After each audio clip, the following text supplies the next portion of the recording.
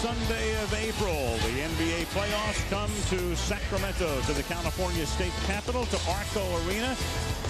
Sold out as always as we get ready for the first game in a very intriguing and what should be a very exciting first round series as the Dallas Mavericks come to California to take on the Sacramento Kings. Al Michaels with Doc Rivers and Michelle Tafoya. Doc, the Kings were 48-16 not long ago, and at that point looked like they might have home court advantage throughout the playoffs, might have been the favorites to win it all. They lose 11 of 18. Everybody's crazy around here. They're jumping off the bandwagon like wild. What happened? Well, I think injury happened. You know, Brad Miller went out, Bobby Jackson went out, and then they had injury guy come back in Chris Webber, and I think their chemistry was thrown out of whack. So you look at the ending, nothing like they wanted it.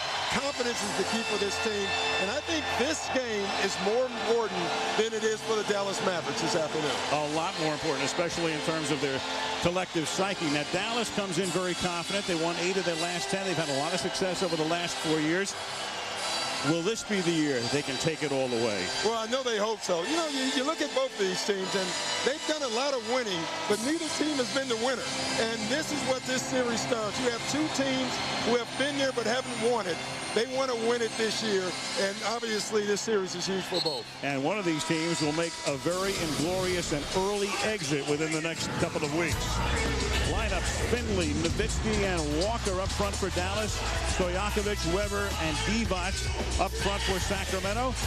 The Bud Light starting lineups with Nash and the rookie Daniels in the backcourt for Dallas, and Bibby and Christie, who started every game this season. The two of them together for Sacramento. And let's check in with Michelle Tafoya. Michelle. All right, Al. Well, these two head coaches come into this series with very different mindsets. As you said, Don Nelson sounds extremely confident. He said yesterday, my team is ready physically, they're ready mentally. There really is no reason we shouldn't win. And in fact, he went on to say, we're going to be very tough to beat. Rick Adelman, on the other hand, is having to convince his team to play high energy. He told them yesterday, if you don't give me an effort and you don't take it seriously, then I don't know what will work. And he added this, Al, don't think of this as a 7-game series. You have to win today. And that is so true, and that's exactly what Doc said. This game is much, much, much more important to the Kings the way the season ended than to Dallas. Among other things, mathematically, if they lose the game, Dallas would get the home court advantage because then you'd be down to 6 games with 3 there, and they'd have a game in hand.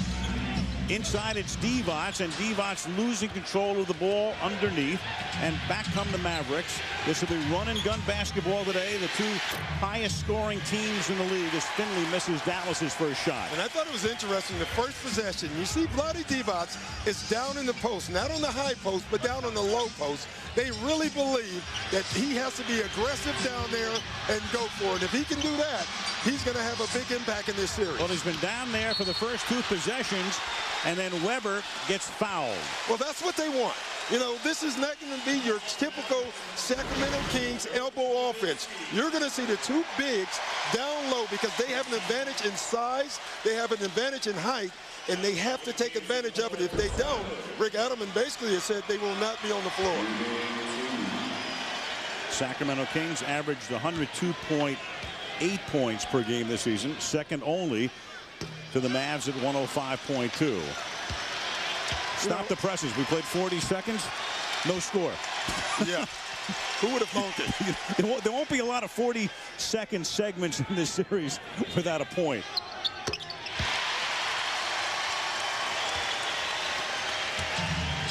One nothing Sacramento. The Kings blew a golden opportunity to be the number 2 seed when they lost 2 games last week. And the Lakers won 2. The Lakers the number 2 seed. And from the outside, it's Daniels. And it's Finley underneath, getting it back out to Antoine Walker. And the ex-Celtic has it partially blocked underneath and then loses it. And there's a foul. See, and these are the things that can't happen. You know, the Dallas Mavericks, they're going to take some quick shots. They're going to take a lot of threes. But what they can't do is get offensive rebounds against the Kings. Having said that, the Dallas Mavericks are number 1 in offensive rebounding in the NBA. Walker is a 55% free throw shooter. The interesting thing there is he's the only guy who's really not proficient from the line on a team that led the league in free throw percentage and was third in field goal percentage. Came over from the Celtics at the beginning of the season, just prior to opening night. Bibby. And now Weber. Weber, who was hurt in the playoffs last year, gets it back from Bibby and jams it. So Chris Weber, last year it was against Dallas in the playoffs when he tore up his knee, and that cost him several months, and he didn't come back until about a month and a half ago. Nash missing. And I like early what the Kings are doing. They're trying to push it up. They're trying to get Stojakovic involved, but they're really attacking the basket because the Dallas Mavericks don't have a shot blocker, and they have to exploit that in this series. Christie went right by Finley to make it 5-1 Kings early. The Kings playing abysmally down the stretch, except for last Sunday. In the most important of those games, at least at that point, they killed the Lakers on this court. And went to Denver and lost there, and then lost to Golden State and fell from 2 to 4, and the ball goes out of bounds, and it belongs to Dallas. Adelman, John with the officials today. They're Joe Crawford, Jess Kersey, and Bill Spooner. And the Mavs are 0 for their first 5 at the outset here today. Well, in a game like this, you know, being down 5, 6, even 12 points doesn't matter because both teams are so capable of making big offensive runs. Finley from the corner. Walker. And the Mavs start out 0 for 7. Stojakovic. And that's a quick 7-point lead for the Kings. And I think so far the key to it has been Doug Christie has been aggressive offensively. And when he is, he's a whole nother weapon for this Kings team. Nowitzki.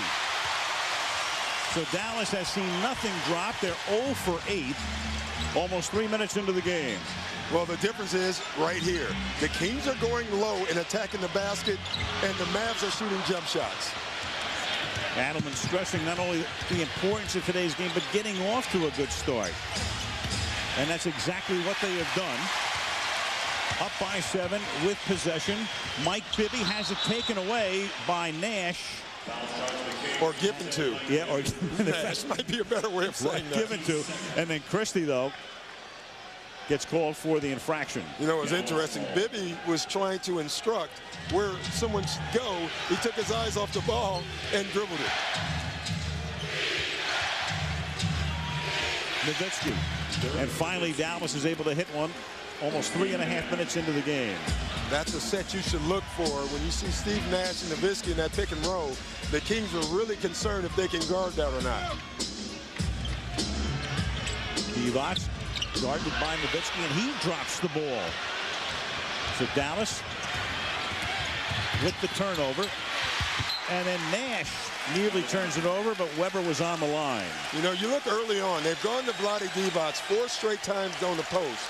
He has 2 turnovers already down on that post. They need him to score, be aggressive scoring. He's a great passer, but with his size advantage, I think he really has to be aggressive offensively, trying to score and then thinking past second, which is unusual for Vlade. Steve Nash, who grew up in Canada, to Finley, one-time top pick of the Phoenix Suns, who came here in the mid-90s, and Finley puts it in to make it 8-6. So Dallas closing a 7-point deficit, now down to 2. Under 8 to play in the opening quarter in this game 1 as Divac thought about going to the basket, then works it back outside to Stojakovic, and Nowitzki comes down with a rebound. And Dallas is mixing in some zone defense here to try to confuse the Sacramento offense. This is the rookie Daniels, an undrafted rookie who has been moved into the starting lineup. And when Don Nelson did that, that's when they went to what they call in Dallas small ball, the smaller starting lineup. And timeout here has been called by Sacramento with 7:27 remaining in the opening period. The Sacramento Kings are leading the Dallas Mavericks 8-6.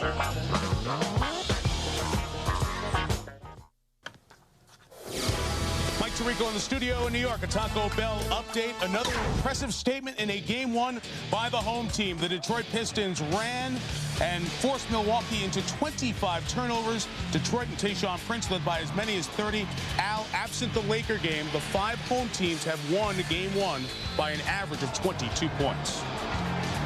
Just thinking that was the only close game, the one in Los Angeles last night. The score was 72-71, and Doc, that could be the halftime score here. Yeah, no doubt. And look at the East Coast scoring 108 points every night. So it's an interesting playoff so far. This is what we talked about early on, Al. The Kings have made a concerted effort to go down low and attack the basket. 2 reasons. They have a size advantage, they have a height advantage, and the Mavs have no shot blocking, and so everyone is attacking the basket. I think it's a great sign of Doug Christie, in particularly being more aggressive offensively early on. Sacramento had an 8-1 lead if you're just joining us. Dallas closing it to within 2. After the first timeout of the afternoon, Sacramento with Bibby, who's the Iron Man right now, with Bobby Jackson not available, giving it back to Divac, and Vlade puts it in for a 4-point advantage. This is exactly what the Kings needed. They needed to establish that inside game and get Divac off, and they're doing it. Here comes Daniels, and the rookie out of Auburn bangs it through. They picked up Daniels when they were scouting another rookie, Josh Howard, who's done a nice job for him. They looked at Daniels against Howard on film and said, this kid's pretty good. We got to get him. Or they was thinking maybe Josh Howard isn't that good. I don't know which one. But they drafted them both, so I think they liked them both. Well, they gave Howard more money because he was picked in the first round. Weber, a long 2 to make it 12-4. 4 points now for Chris Weber. Walker, cross court. And then Finley puts it up and in. Wow, Finley had predetermined he was going to take that shot. Did and made it. Tough shot. Underneath, Stojakovic from Christie. Now Finley for 3. Stojakovic starting back the other way. Pager finished 2nd in the league in scoring to Orlando's Tracy McGrady. Christie behind his back. And Divac's over to Pager for a 3-pointer that goes. 17-10. Al, that's why they want to go inside, because they know if they can establish the inside game, the Mavs will have to double team and leave Stojakovic, maybe the best 3-point shooter in our league, wide open. That's why. Speaking of wide open, Daniels misses, gets it back. Nowitzki, who loves to shoot from the outside, puts it through for 3. 17-13, and you were talking about Stojakovic. Doc, 243-point field goals this year. That's about 3 per game. Baron Davis of New Orleans was 2nd in the league at 187, so he won that contest by a mile. Yeah, but what's even more interesting, only 26 of those 3-pointers came unassisted, right. And I think that's interesting. Divac fighting underneath. 19-13 Sacramento. 5 minutes to go in the opening period. Nowitzki underneath to Walker, and Antoine Walker makes it a 4-point game. Now, you can't turn your head in this game because the other team has scored already. Now, Rick Adelman wants to do it a little bit different. He wants to make the Mavs work a little bit more defensively. He didn't want to necessarily come down and take quick shots. And exploit the advantage, exploit the bigger lineup.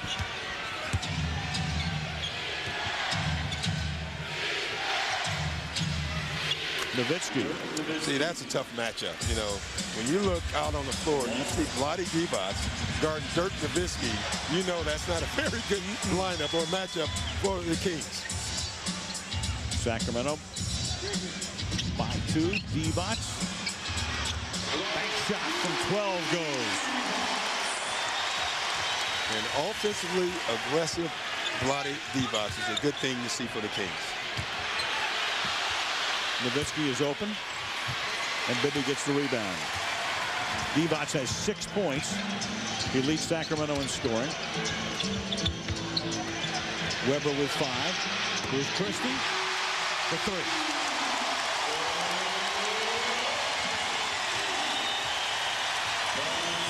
3. It would figure these 2 teams each averaging in triple figures. In Sacramento, 333. They already have 24 points.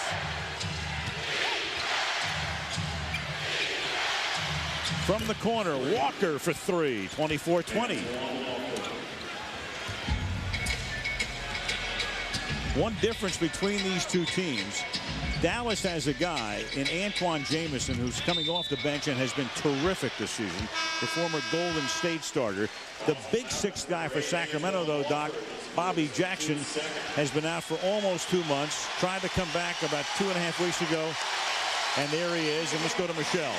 Yeah, I talked to him before the game, Al. He says he will not, most likely not, be back for any of this series because of that strained abdominal. There's no tear, but he's afraid it could tear if he played, and that would result in an injury that would take about a year to heal from. He wants to play. He wants to be out there with Peja, scoring threes and doing everything defensively he can. But after he tested himself on April 8th against Minnesota, he was in extreme pain the next day. At this point, he thinks it'll be at least another month, perhaps, before he plays. Bobby probably thinking I could have had that assist on Page's three. Yeah, and they're really going to miss him. I can tell you that. They don't only miss his shooting, they miss his energy.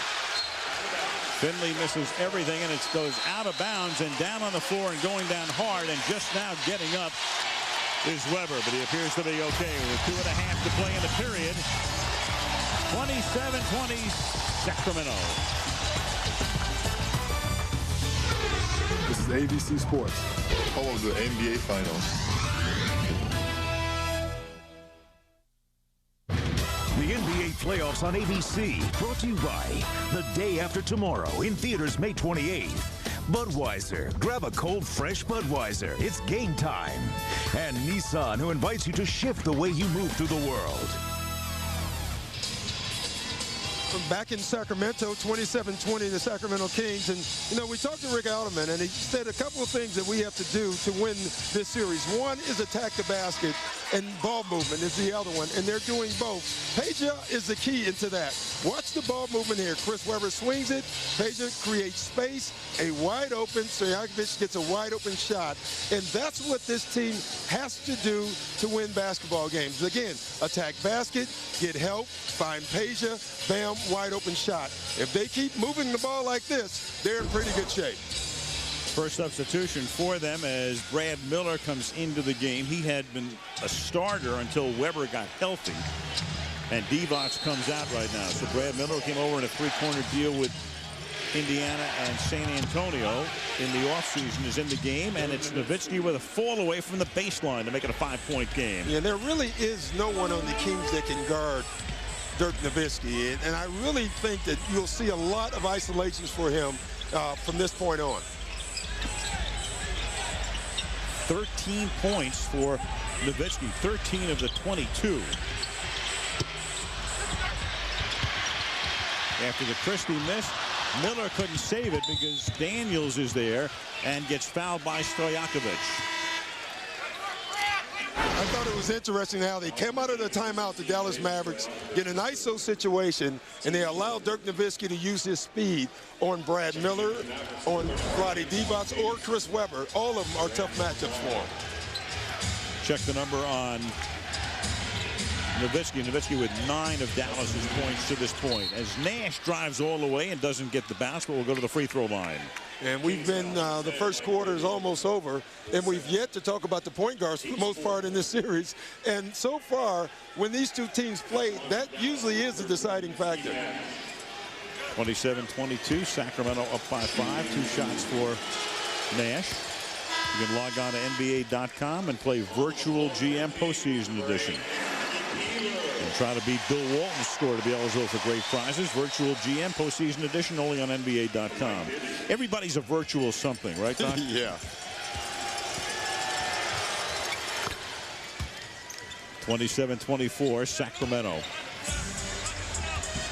3-point lead for the team that wound up as the number 4 seed.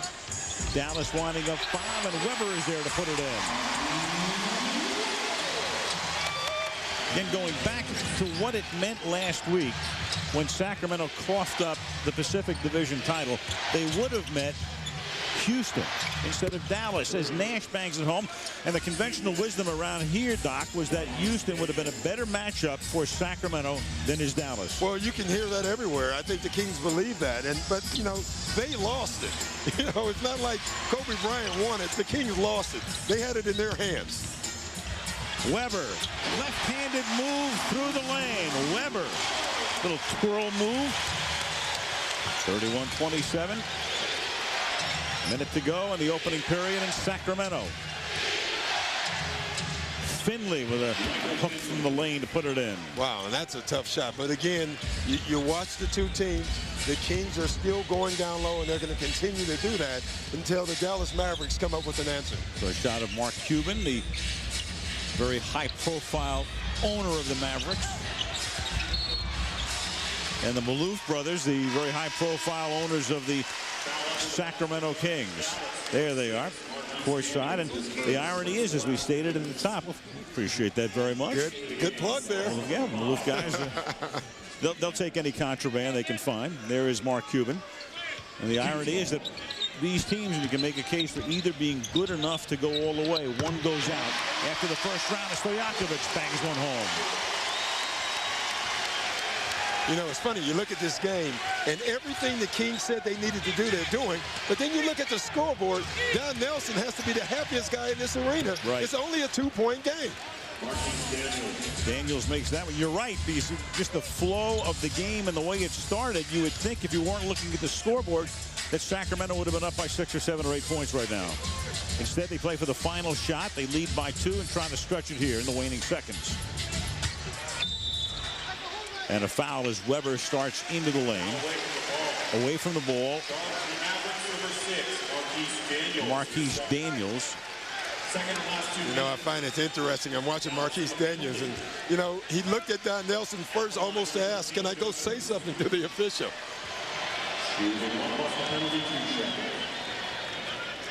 6.5 seconds left tonight on TNT. The final 2 games of the first round. New Orleans at Miami at 7 Eastern time. And then following that game, Denver, number 8 in the West against Minnesota, number 1 in the West.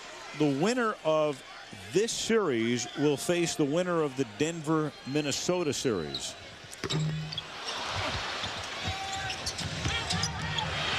And with the clock ticking down, the final shot of the period by Anton Jamison doesn't go, and that's the end of the first quarter. End of 1. Sacramento 34. Dallas 31 in game 1 of a most intriguing matchup in the NBA playoffs. You're watching 20th Century Fox's presentation of ABC Sports Play Like There's No Tomorrow. Back in Sacramento, Chris Webber has 9 points and 4 rebounds. And if you go inside the Kings locker room and saunter over to Chris Webber's locker, you will find pinned next to his locker a picture of him from high school at Detroit Country Day High School. A dunk, lot shorter hair then too.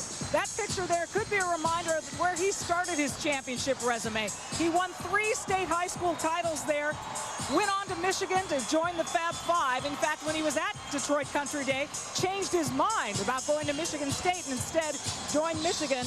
3 high school championships reminds him that he wants to come full circle now and do something he hasn't done on the pro level, and that's win an NBA championship as well, Al.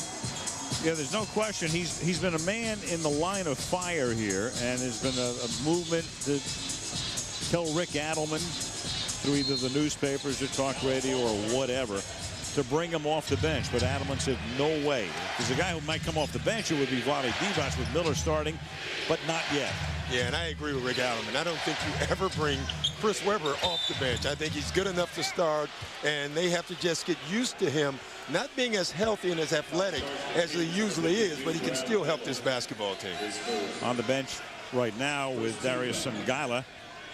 Though I must say, he should have won the title, Al, at Country Day. You know, I don't think it was Class AA. No way. Josh Howard is in the game, so 2 rookies now working in the Dallas lineup, and that's Howard putting 2 rookies who don't act like rookies. You know, Don Nelson. I've never seen Don Nelson talk favorably. I asked him yesterday, has he stopped calling them rookies? He said, no, I actually call them by their names. I call them great even now. Especially putting Daniels into the lineup a couple of weeks ago, and that helped fuel a nice late season run for them. Peeler from outside, and there's the guy who led the league in three-point percentage, and he really was hot over the last 6 weeks. Anthony Peeler for three here. And now he's really important also, because without Bobby Jackson, they need another guy, and he will be the guy. And Don Nelson up and yelling and got a technical foul.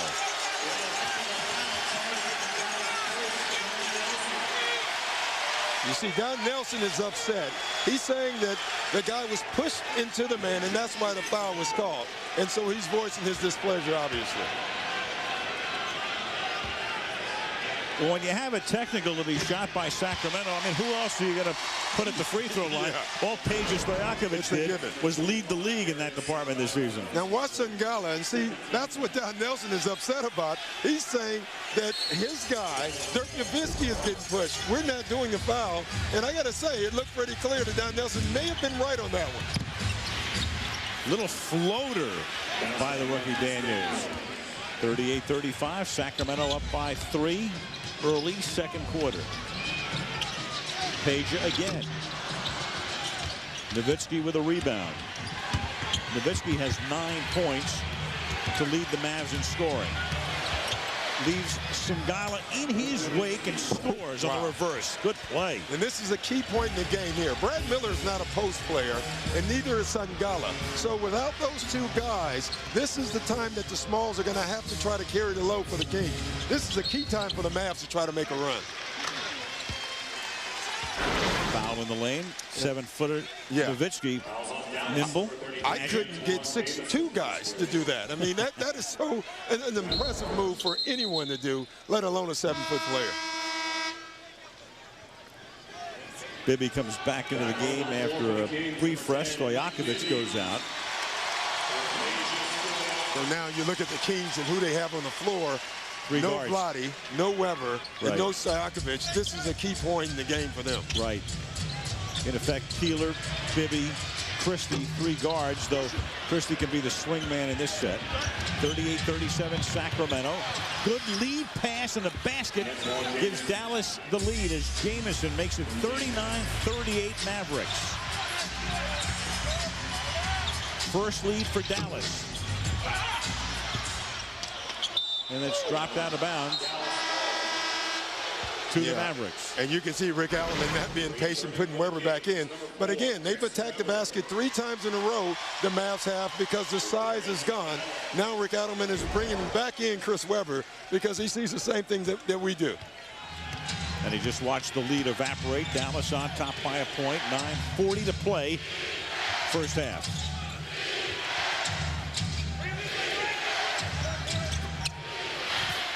And Daniels puts it in. You know, the thing that Daniels does is away from the basketball, he really knows how to find open spaces. That's usually something taught to veterans, not to a rookie, and it's impressive to see him do this already. And those good instincts have netted in the starting role. Christie from outside for 3, misses everything. And the Mavericks quickly come back up the court. Dallas on an 8-0 run. And Jamison gets fouled. No, he traveled. Missed it. Shuffled the feet. Sacramento gets it on the turnover. Timeout called by the Sacramento Kings with 9:06 left in the half. And the Mavericks on top by 3 on the road.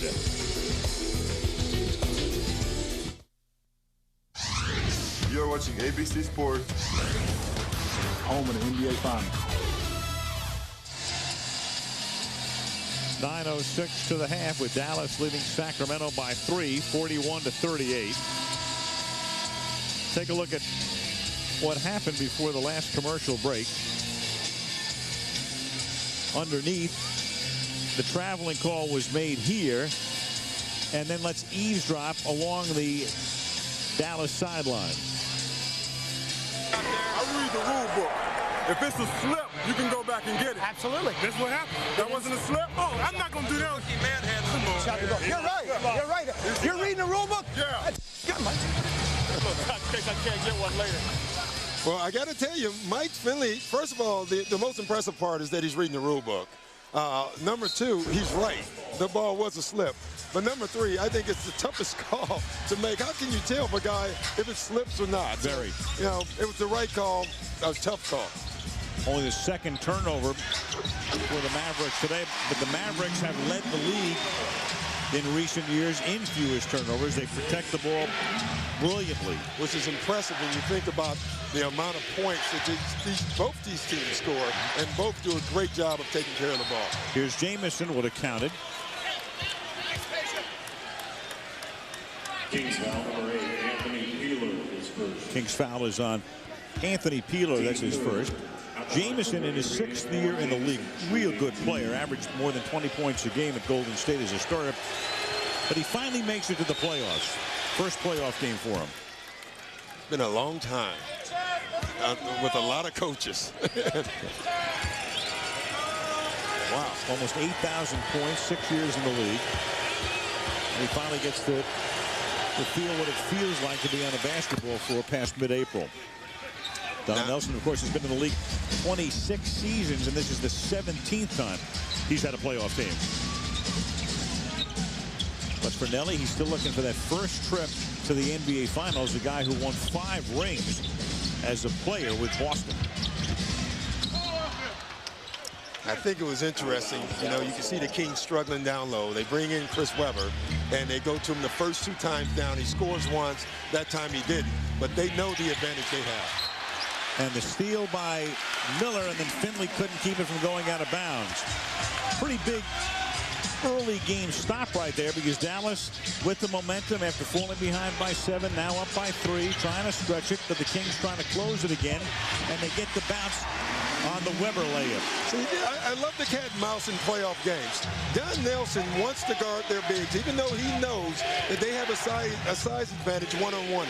He does not want to double team, because he knows then that will open up the Sacramento Kings shooters. So, you know, he's looking at the score. Though they're scoring big, they're still winning. Don Nelson is very happy right now. And another Dallas turnover here, as the Kings with Bibby taking it into the corner, working on the rookie Howard. Nowitzki now comes out to help. Shot clock down to 8. Peeler with a fall away. And Nowitzki gets the rebound. Burke tries to run the floor. And they're going to call a foul here when the crowd wanted traveling. Well, Dirk Nowitzki dribbled the entire length of the floor looking for a foul. He was bumping into guys. He was just trying to find anybody he could find to get a foul. He finally got the ref. I mean, watch him here. Oh, I can't get that one. I'm just going to keep going. Maybe someone else will bump into me. And he finally gets one.